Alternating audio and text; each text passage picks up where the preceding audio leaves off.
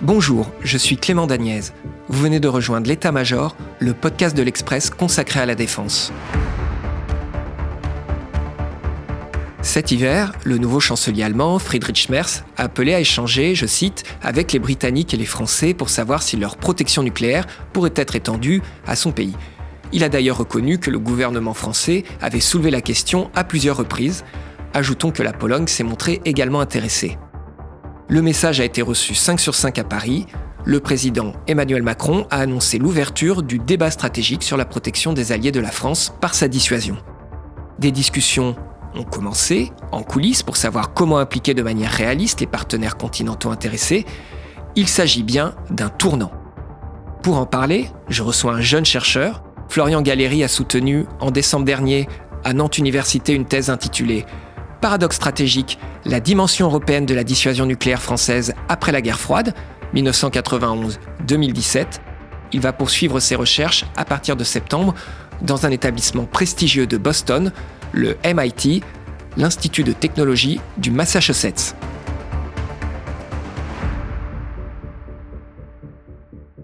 Bonjour Florian Galléry. Bonjour. La dissuasion nucléaire française a connu plusieurs chapitres dans son histoire. En quoi un nouveau chapitre pourrait s'ouvrir actuellement ? Alors, on a deux éléments concomitants.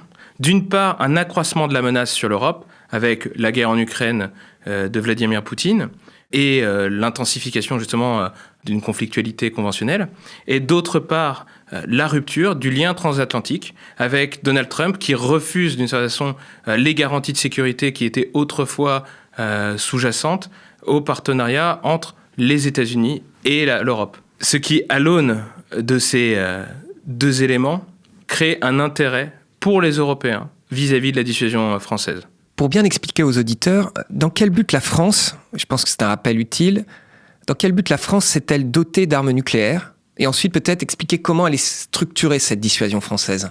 Donc la France, il y a trois grandes raisons pour lesquelles elle s'est dotée de l'arme nucléaire. Je pense que la première, c'est d'une part peser, c'est avoir un impact dans les relations internationales, ne plus être mis à l'écart, comme ça l'a été pendant la crise de Suez, en 1956. C'est pour ça d'ailleurs que le programme nucléaire commence avec la 4e République. Donc le but, c'est d'abord déjà de peser, de reprendre son rang en tant que puissance. Et ça, c'est quelque chose qui a une continuité de la 4e au général de Gaulle. Quelque chose qui a été aussi à l'initiative par la 4e du lancement du programme nucléaire, c'est aussi à l'intérieur de l'Alliance Atlantique, faire en sorte que les Européens pèsent au moins autant, ou si ce n'est à un certain niveau, vis-à-vis des anglo-saxons. C'est par exemple la production qu'a pu faire Jenny Raflick sur ce sujet. Ensuite, je pense qu'il y a aussi une dimension culturelle forte, même d'une psychologie collective, qui est de plus jamais ça. Plus jamais 1940, plus jamais une défaite totale et l'abdication de notre souveraineté. C'est pour ça, en fait, que finalement, dès le départ, la dissuasion nucléaire française, elle est ancrée dans ce janus, dans ce double regard entre rapport à l'Europe et souveraineté nationale. Donc, très vite, si on devait faire par étapes la construction de la dissuasion nucléaire, on pourrait dire que sous De Gaulle, ça a été la construction, la fondation de la dissuasion nucléaire, même si la 4e République, on l'a vu, avait commencé le programme. C'est sous De Gaulle qu'est lancé officiellement et de façon claire le programme nucléaire, avec d'ailleurs les premiers essais en 1960. On a aussi les premiers éléments de doctrine sous De Gaulle, mais globalement, on a le premier vecteur, le Mirage 4. Donc, on a globalement le début d'une capacité nucléaire, sans avoir d'ailleurs la dissuasion au sens propre du terme, en tout cas dans sa crédibilité. C'est sous Pompidou, on peut dire que c'est l'étape là pour le coup de solidification, même de finalisation des capacités, avec la triade, c'est-à-dire avec des capacités terrestres, avec des capacités sous-marines, qui sont en fait l'élément le plus solide de notre dissuasion en termes de crédibilité, puisqu'elles nous permettent une frappe en second.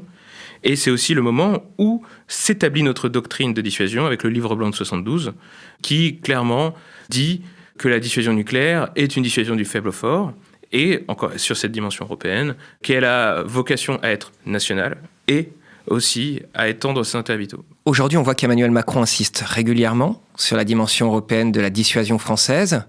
En quoi cette dimension européenne, elle existe déjà avec De Gaulle en fait? Alors, avec De Gaulle, c'est très ambigu.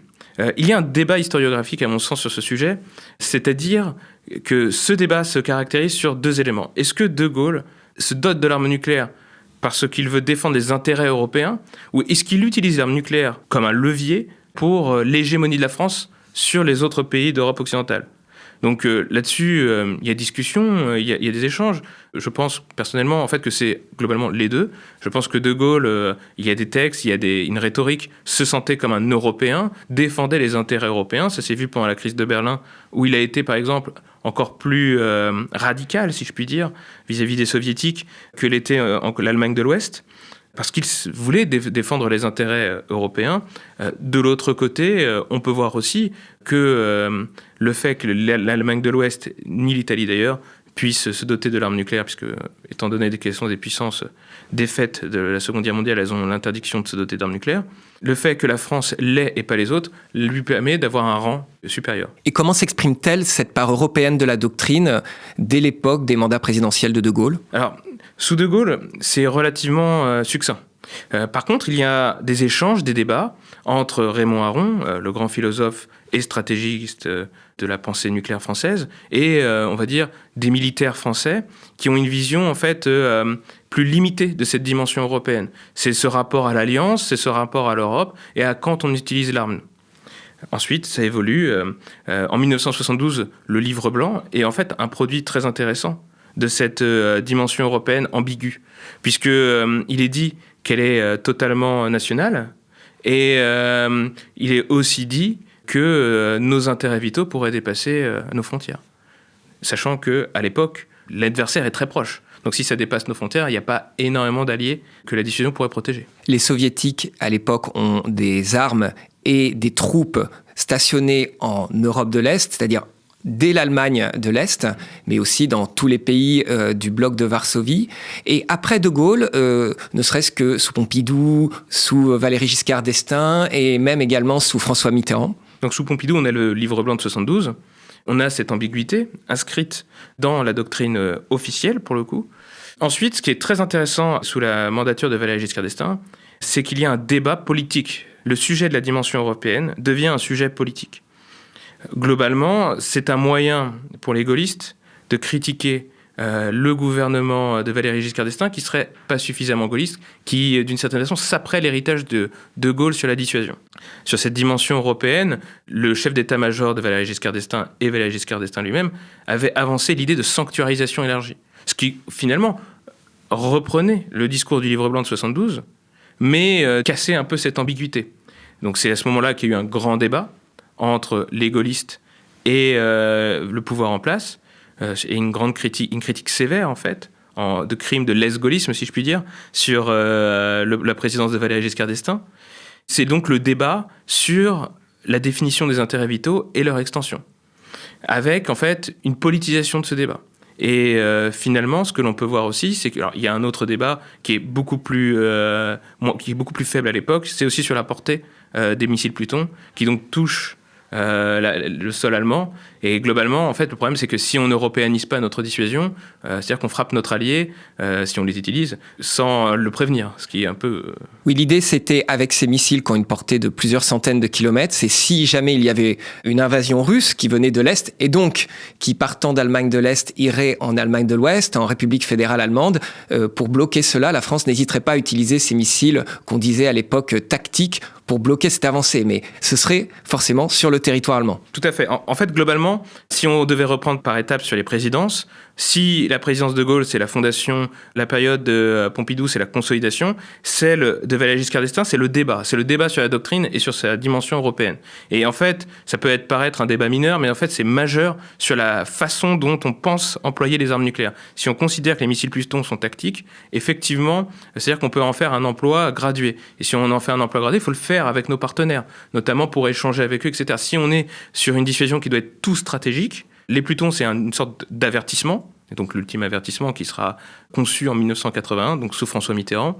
Ce serait un ultime avertissement et il aurait vocation en fait à marquer une frontière entre la guerre nucléaire et le conventionnel ou des éléments moins radicaux que le nucléaire. Et concernant la dissuasion, quand on arrive dans les années 70, la question de la dimension européenne devient plus prégnante, mais il y a aussi au cœur de cela la question de la portée de certains missiles. Globalement, la période de Valéry Giscard d'Estaing, c'est une période de débat, d'échange sur cette dimension européenne.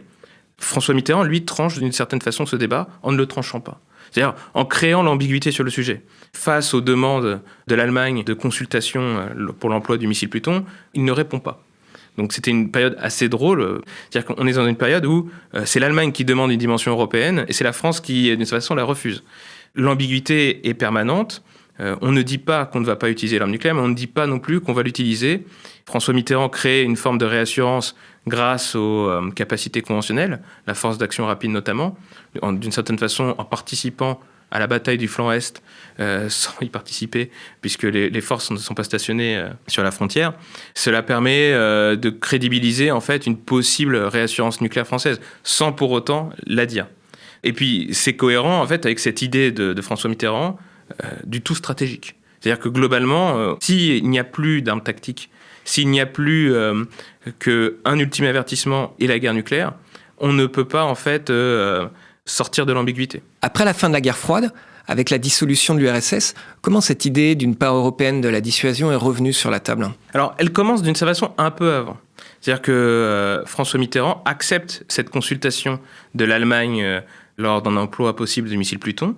D'autre part, avec les Britanniques, on voit le projet d'un nouveau missile ASMP tête nucléaire avec les Britanniques. Il y a des idées là-dessus, même si finalement les Britanniques abandonneront la composante aérienne. Oui, l'ASMP, c'est un missile de croisière porté par des avions, un missile de croisière nucléaire, évidemment. Oui, c'est ça. Donc voilà, le missile aéroporté devait être français et britannique à un moment, même si au fur et à mesure, les Britanniques ont abandonné leur composante aérienne, et donc du coup la France a dû développer elle-même.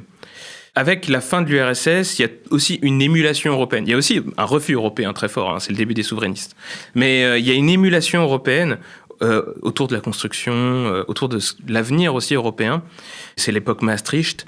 François Mitterrand, en 1992, laisse ouvert l'idée d'une dissuasion européenne, avec l'idée que s'il y avait une doctrine commune, on pourrait arriver à une dissuasion européenne, en disant que l'horizon est lointain tout de même. Globalement, il y a eu un débat qui s'est ouvert après cette déclaration de François Mitterrand en 1992. Et ce débat, il a eu lieu très rapidement et même officiellement avec le secrétaire d'État à la Défense, Jacques Mélic, qui a ouvert ce débat en faisant un colloque où il y a eu une typologie des dimensions européennes possibles pour la dissuasion nucléaire française, avec une dissuasion élargie, c'est-à-dire qu'on étendrait nos intérêts vitaux de façon unilatérale, c'est-à-dire qu'on protégerait les pays étrangers sans nécessairement avoir de réponse d'eux, etc., etc. Une dissuasion partagée, donc ce serait une dissuasion où il y aurait des éléments de partage dans l'application de l'action dissuasive, si je puis dire, de la dissuasion pure. Et une dissuasion concertée, ce serait un peu un entre-deux, comme le disait Alain Juppé, qui serait moins paternaliste qu'une dissuasion élargie, où en fait on pourrait échanger sur la place de la dissuasion nucléaire française en Europe, sans pour autant partager les éléments de l'action dissuasive pure. Donc il y a eu beaucoup de publications scientifiques aussi à l'époque, il y a eu toute une émulation, il y a eu l'établissement d'une commission mixte franco-britannique à partir de 1992, justement sur les échanges pour en fait faire une sorte de convergence sur les doctrines nucléaires.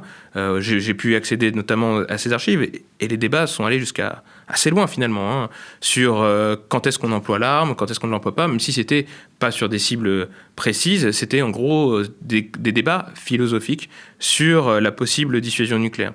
Finalement, cela s'est assez vite refermé, si je puis dire, à partir de 1993 et de la cohabitation, même si dans le discours politique et chez les acteurs, notamment le chef d'état-major des armées, l'amiral Langsad, on continue d'avoir cette dimension européenne.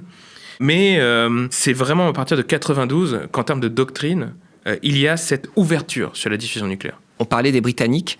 En quoi la déclaration conjointe en 1995 de Chequers, c'est le nom de la résidence de campagne du Premier ministre britannique, avec John Major et Jacques Chirac, c'est une étape importante de cette européanisation de la dissuasion française? Alors, c'est une étape fondamentale. Parce qu'en fait, elle marque à la fois l'aboutissement des discussions qui se sont passées en 92, mais aussi une nouvelle politique qu'a tenté d'insuffler Jacques Chirac. En 1995, Jacques Chirac a pour l'ambition de rejoindre le commandement intégré, de moderniser les capacités conventionnelles, ce qu'il arrive à faire, et aussi nucléaires.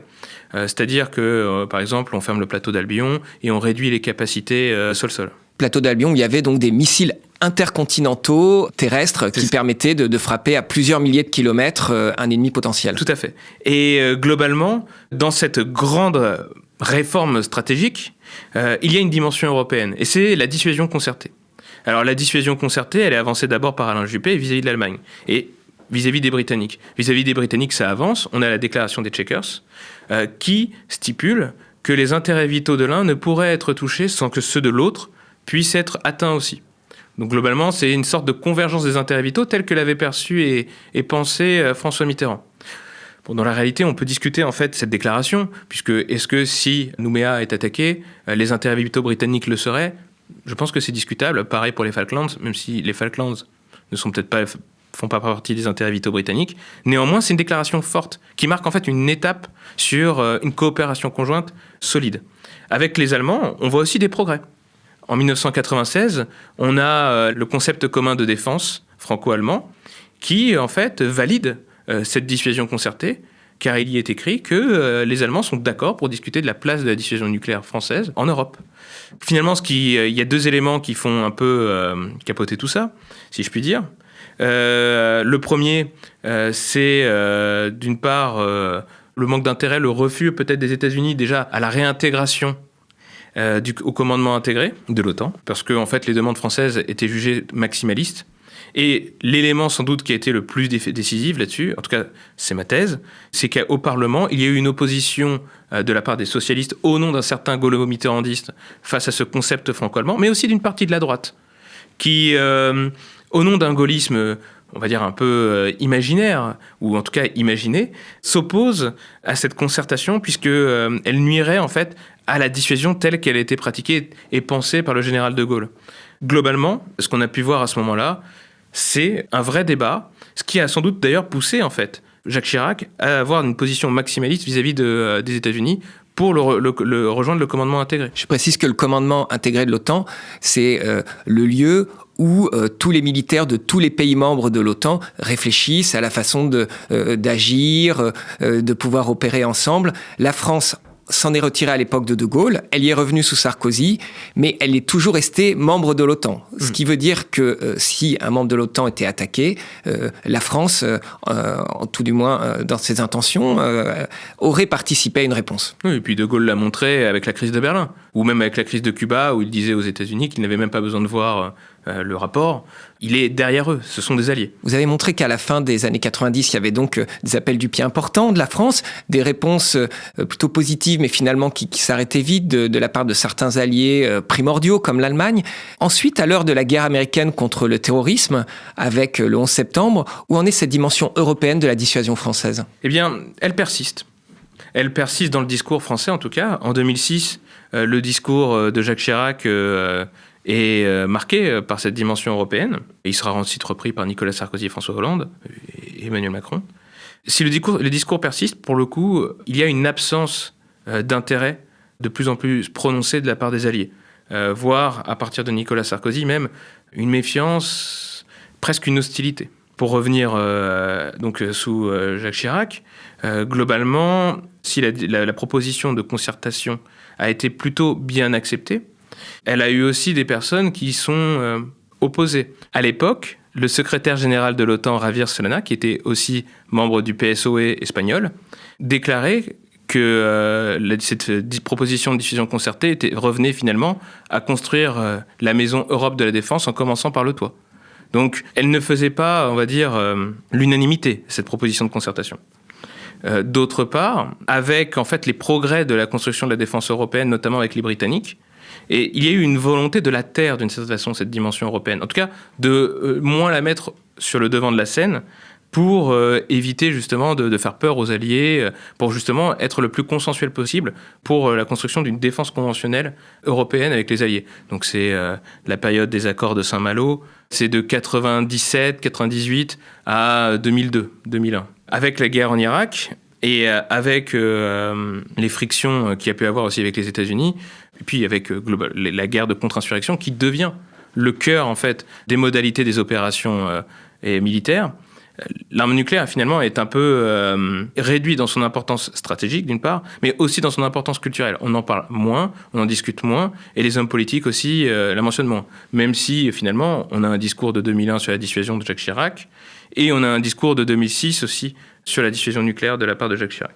Donc voilà, il y a un affaiblissement en général. Faisons un petit saut dans le temps jusqu'à Emmanuel Macron. Quelle est la part d'évolution et la part de rupture dans son approche européenne de cette dissuasion française ? Dans le discours, finalement, il n'y a quasiment aucune rupture. C'est-à-dire qu'on est sur une perpétuation de la proposition de concertation, telle que l'a fait Jacques Chirac, Nicolas Sarkozy. François Hollande ne l'avait pas fait. À la limite, c'est peut-être lui où il y a une rupture. Mais globalement, sur cet esprit européen de la dissuasion nucléaire française, il y a une forme de perpétuation. La différence majeure, je dirais, elle réside dans le fait que Emmanuel Macron, parfois, a été très critique vis-à-vis de l'Alliance, et il a été très clair sur le fait que les Européens devaient s'autonomiser. Donc, d'une certaine façon, lorsqu'il exprime en fait cette extension des intérêts vitaux, en disant qu'ils ont une dimension européenne, c'était quand même assez clair pour le coup, mais bon, assez clair jusqu'où. En parlant d'autonomie stratégique de la défense européenne, d'une volonté pour cela, il va plus loin que ce que pouvaient faire ses prédécesseurs.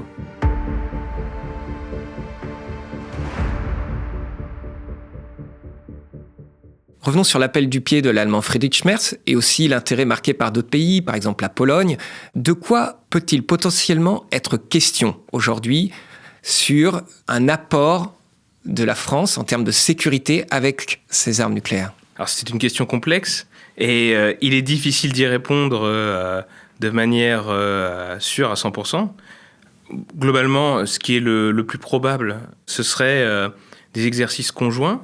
En fait, finalement, c'est une forme de réintégration de la dissuasion française, ou d'intégration, parce qu'elle n'a jamais été intégrée à cela, à l'organisation de défense conjointe des Européens. Si je puis dire, ce serait comme réintégrer le groupe des plans nucléaires sans le réintégrer. C'est-à-dire discuter nucléaire et dissuasion avec nos partenaires alliés, participer aux exercices qui prendraient en compte une frappe nucléaire française, etc. Je pense que déjà, dans un premier temps, c'est à la fois ce qui est possible, ce qui n'est pas extrêmement coûteux d'un point de vue politique. Et je pense que c'est ce sur quoi on va, puisque d'ailleurs, il y a une déclaration franco-polonaise d'amitié qui pourrait intégrer une dimension européenne de la dissuasion nucléaire. Enfin, en tout cas, une dimension franco-polonaise. Donc, on va être sur du bilatéral. On construit quelque chose étape par étape. Ce qu'on pourrait voir dans le futur, c'est renforcer la crédibilité de notre dissuasion. En tout cas, vis-à-vis de nos partenaires. Parce que là, on a des partenaires certains partenaires qui sont très allants à accepter notre dimension européenne. Mais il faut dire aussi qu'il y a des tensions entre la Russie et la Pologne, mais des crises majeures avec des affrontements à la frontière, il n'y en a pas encore eu. Et on espère qu'il n'y en aura pas d'autre part. Et globalement, cette dissuasion nucléaire française, elle n'a pas été, et sa dimension européenne, sa dimension élargie, n'a pas été testée, si je puis dire. Et donc, pour renforcer la crédibilité de cette dimension européenne, on peut penser d'une part à un discours encore plus fort sur la dimension européenne, beaucoup plus crédible. Je pense par exemple, j'imagine, Emmanuel Macron qui ferait une déclaration sur la dissuasion nucléaire en Pologne, à Stockholm, ou avec un SNLE derrière, ou peut-être même, si on arrive, avec des SNLE britanniques et français l'un à côté de l'autre, histoire de marquer cette solidarité, de l'inscrire. On peut même penser à une nouvelle composante terrestre. Vous l'avez justement évoqué dans un article pour la revue de défense Le Rubicon. Cette composante terrestre, elle pourrait prendre quelle forme pour expliquer aux auditeurs ? Alors, encore une fois, je ne suis qu'un humble historien et je ne saurais me prévaloir de connaissances techniques absolues. Je pense que ce qui pourrait être intéressant, ce serait se doter de capacités finalement assez semblables à ce qu'on pouvait avoir avec le Hades. C'est-à-dire ce missile tactique terrestre qui pouvait frapper à quelques centaines de kilomètres. Un peu plus, oui. Et là, ce serait plutôt quelques milieux ou un peu plus. Voilà, c'est ça. Avoir une capacité de frappe dans la profondeur qui soit à la fois conventionnelle et nucléaire. Ce qui permettrait aussi à nos alliés d'avoir des missiles conventionnels de leur propre capacité pour pouvoir faire des frappes stratégiques qui seraient non nucléaires. Et ce qui pourrait en fait créer des étapes dans notre articulation conventionnelle nucléaire. Je pense que finalement aussi, ce qu'on doit faire, c'est rénover notre pensée nucléaire. L'ultime avertissement, c'est quand même très compliqué lorsqu'on veut protéger nos alliés. C'est-à-dire que si c'est nous qui le choisissons, si c'est nous qui décidons quand est-ce qu'on utilise l'ultime avertissement sans réelle concertation avec nos alliés, puisque la décision doit rester dans les mains du président, s'il n'y a pas d'étape, finalement, en fait, quel levier, quelle marge ont nos alliés pour en fait faire évoluer notre façon de penser l'arme nucléaire.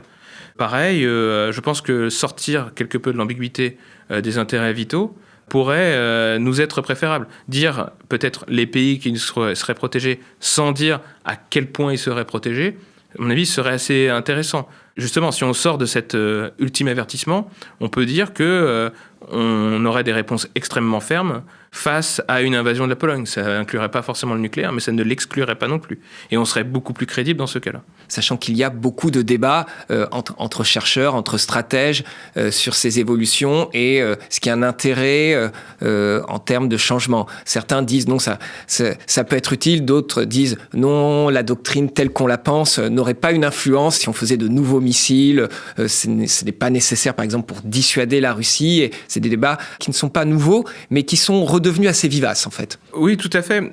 Globalement, en fait, et c'est un peu ça qui est, je ne sais pas si c'est triste, mais qui peut être presque décourageant, c'est que ce débat, on l'a depuis les années 70, finalement, sur cette dimension européenne. Et au final, on a une sorte de retour à chaque fois à la doctrine, qui est une doctrine, en fait, qui est très ambiguë, très peu formulée. Et globalement, ça ne correspond pas aux objectifs fondamentaux de la France, qui est de créer une défense européenne autonome. Si on veut créer une défense européenne autonome, il n'y a pas énormément de pays qui peuvent partager une arme nucléaire. Partager, voilà. Typiquement, l'utilisation du terme partagé, c'est un terme qui fait débat, qui même donne une crispation absolue, parce qu'on pense au partage de la décision de la dernière, on pense à un partage des capacités, etc. Mais là, le partage, ça peut être aussi des consultations. Et la décision, et la nucléaire, n'est pas une et absolue. Il y a des échanges. Les cas de la crise de Cuba, par exemple, le montrent. Kennedy, il échange avec des partenaires, il échange aussi avec son comité, et il échange aussi avec son adversaire. Il ne prend pas une décision unilatérale d'emploi ou de pas emploi. Et les choses ne se posent pas comme telles. L'idée, si je vous comprends bien, c'est que la décision ultime, elle resterait forcément entre les mains du président de la République. C'est lui, pour prendre une image, qui appuierait sur le bouton, mais ça pourrait être concerté avec le pays allié concerné, son dirigeant, savoir si le dirigeant est d'accord avec ça, évidemment. Oui, bien sûr. C'est-à-dire que si on sort en fait de l'ultime avertissement, par exemple, si on sort de ce concept, qui est très difficile, parce que c'est très ancré dans notre mentalité nucléaire, et puis on sort du tout stratégique si on fait ça aussi. Donc il y a beaucoup de choses qui se cassent si on rompt avec l'ultime avertissement. Donc si on sort de l'ultime avertissement, et si on peut accepter à échanger avec nos partenaires sur quand et comment on pourrait employer une arme. Et on pourrait peut-être se mettre d'accord.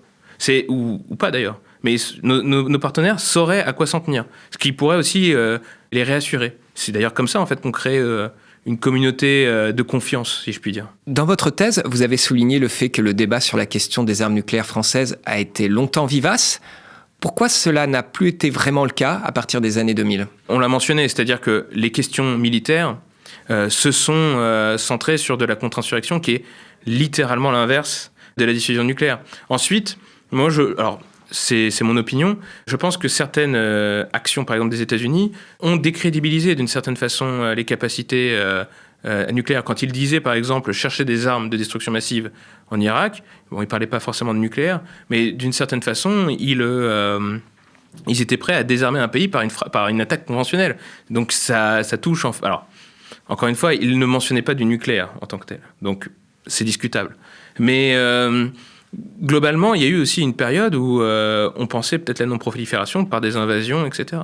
Mais finalement, c'est plutôt en Asie, avec la nucléarisation de la Corée du Nord et les tensions entre l'Inde et le Pakistan, que ce rapport au nucléaire est resté persistant et est resté fort. Il faut dire aussi qu'en Europe, sans menace conventionnelle massive, le nucléaire a beaucoup perdu de son sens. On remarque qu'actuellement, il y a beaucoup plus de débats dans la classe politique française concernant le nucléaire, mais tous les partis n'en font pas mention. Globalement, en tout cas sur le nucléaire militaire, il y a une sorte de consensus sur la dotation de l'arme, sur l'obtention de celle-ci, sur le fait de l'avoir. Par contre, il y a un débat sur l'emploi et la pratique de celle-ci. Sur la dimension européenne en particulier, il y a eu un débat massif, je ne sais pas, il y a eu un débat Moi, je l'ai jugé massif parce que j'en ai pas vu pendant 20 ans. Voilà. Donc, ça a été vraiment quelque chose de très intéressant pour moi. Mais finalement aussi de presque habituel. Parce qu'on a eu un RN qui avait d'ailleurs, entre la position de Marine Le Pen, qui était contre toute défense européenne, et contre la dimension européenne de la dissuasion nucléaire, en disant que c'était un partage, et Jordan Bardella qui, finalement, reprenait en fait le discours sur la dimension européenne tel qu'il a été dit. Il a dit que la dissuasion nucléaire française avait une dimension européenne et qu'elle l'a toujours eue et qu'elle en aurait une. Globalement, il n'attaquait pas cette dimension européenne-là. On a eu LFI, ils étaient contre tout projet de défense européen. On a eu à gauche des personnes comme Chloé Ridel, la porte-parole du PS, qui a eu des positions favorables vis-à-vis d'une dimension européenne. Et on a eu à droite, pour le coup, et la droite traditionnelle, des positions opposées à cette dimension européenne. Donc en fait, il y a un débat, il est en fait assez fragmenté. Et la nature de cette dimension européenne, en fait, est encore floue. On s'oppose sans savoir véritablement ce à quoi on s'oppose.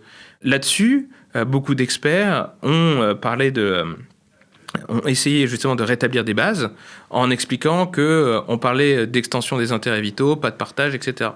Ce qui a l'avantage en fait de clarifier les choses, mais c'est aussi ce qui a le désavantage de les réduire. Comme je disais, le concept de partage, je pense qu'il est un peu plus subtil que juste la décision ou juste les capacités. Ça peut être quelque chose de plus intéressant, de plus ouvert. Et même, par exemple, si on fait un missile commun et que les têtes nucléaires restent françaises, on a une certaine forme, un partage des capacités et de techniques, en tout cas sur le vecteur, ce qui est déjà important.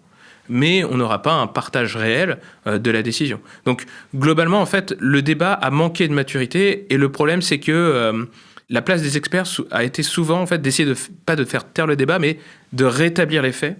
Et en rétablissant les faits, d'une certaine façon, en fermant les choses. Mais je pense que le débat aura lieu, de fait, toujours, et de plus en plus, puisque les Américains ne seront toujours pas là. La Russie, j'imagine, continuera à menacer l'Europe, et il y aura peut-être d'autres menaces. Le fait qu'il y ait besoin d'une arme nucléaire en Europe, en fait, est un besoin de plus en plus fort. Oui, vous l'avez mentionné, beaucoup de choses dépendront du degré d'éloignement des États-Unis vis-à-vis de la sécurité du continent européen. Tout à fait. Mais alors je dirais même, c'est la perception de cet éloignement qui est le plus important, notamment pour nos alliés. Puisqu'on ne peut pas dire que Joe Biden a été particulièrement proactif pour protéger l'Europe. Il y a eu AUKUS, qui a été quand même une forme de... La nouvelle alliance sous-marine entre les Britanniques, les Américains et les Australiens, ce qui a mis fin à un gros contrat de sous-marins du français Naval Group avec l'Australie. Ce qui a mis fin, ou peut-être qu'il l'a repoussé dans le temps, puisqu'il semblerait qu'il y ait que les Français qui puissent doter les Australiens de SNA, enfin de sous-marins nucléaires d'attaque aussi. Donc, globalement, il n'y a pas eu de l'administration de Biden un fort engagement auprès de l'Europe. Cependant, il y avait, de la part d'une grande partie des pays européens, une communauté politique avec les alliés américains. Ce que fait Trump, c'est rompre cette communauté politique, cette communauté de démocratie libérale. Et c'est là, en fait, où beaucoup de pays se sentent obligés de se redoter de capacités pour se défendre. Merci Florian Galleri. Merci beaucoup. Pour suivre l'actualité de la dissuasion nucléaire française, et plus largement les questions de défense, je vous invite à vous abonner sur l'express.fr. N'oubliez pas non plus de suivre l'état-major sur votre application de podcast, que ce soit Spotify, Apple Podcast ou Deezer. Vous pouvez nous y laisser des étoiles et des commentaires.